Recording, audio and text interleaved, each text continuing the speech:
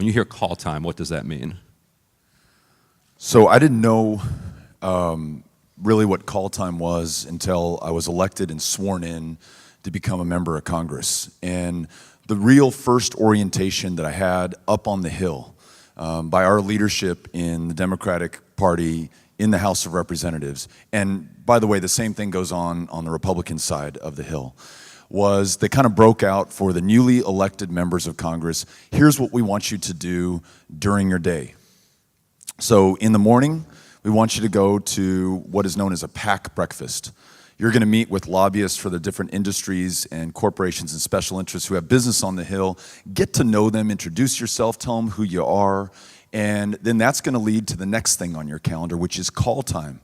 We're going to put you in a boiler room where there's a series of cubicles where these representatives of the people of the United States of America are furiously making cold calls or slightly warm calls to those PACs and lobbyists and representatives of the special interests to ask them for money to fund their campaign to finance their reelection.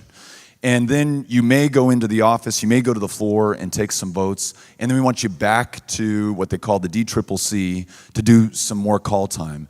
And then that evening, we want you to go to a fundraiser or a get-together to meet more prospects to feed the call time that you're going to have the next day. And when I calculated it, 40 to 50% of every single day, we were being asked to call people for money. And not people back in El Paso or Akron, Ohio, people in Washington, D.C. and New York City, the special interests, those who were going to have legislation before us on the committees of jurisdiction. And the number one imperative that we had, we were told as members of Congress, is to get reelected.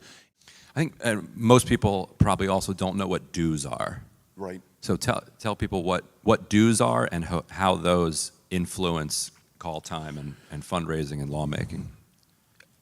So when it comes to dues, member dues, you're a member of Congress and you will pay dues to the Republican National Campaign Committee or the Democratic Congressional Campaign Committee. Those dues are supposed to fund the reelections of your more vulnerable colleagues or the elections of Democrats out there who are going to defeat vulnerable Republicans. And they'll say, Beto, you're a new member of Congress. You're not on any important committees. You're just on House Veterans Affairs. You're only serving veterans. They don't have any PACs or no corporations involved. We don't expect you to raise a lot of money. So you just owe us $150,000 this year that we're going to put into the kitty and distribute back out across the country for those stated purposes. However, Congressman X, you're on energy and commerce. Therefore, you are overseeing and regulating the pharmaceutical industry, the hospital industry, the energy industry, the telecom industry, the internet service provider industry. There are a lot of people with a lot of money, a lot of corporations, and a lot of PACs. Therefore, your dues are going to be $500,000 or $1 million a year. In the way that I just described, that transactional relationship, that my stuff's going to be before your committee, and I want you to listen to me. And so I'm going to contribute to make sure that you are paying attention. That is literally spelled out, which is almost unbelievable to me, in black and white. And again, this is not just a Democratic Party issue. This is an issue of both parties. But if I could just editorialize for a second, I at least think that Republicans have some intellectual consistency on this one. They support Citizens United in many cases. They believe that money is speech.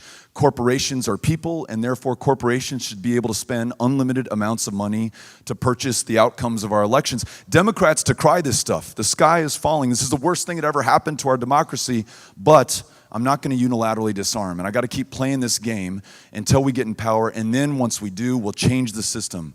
We'll pull up the ladder, and we'll make sure that it's fair and equal and just again. And so, as a Democrat, I feel like we have a special opportunity, obligation, responsibility, and if people are not going to accuse us of being hypocritical, we've got to start walking the talk if people are going to vote for us again going forward.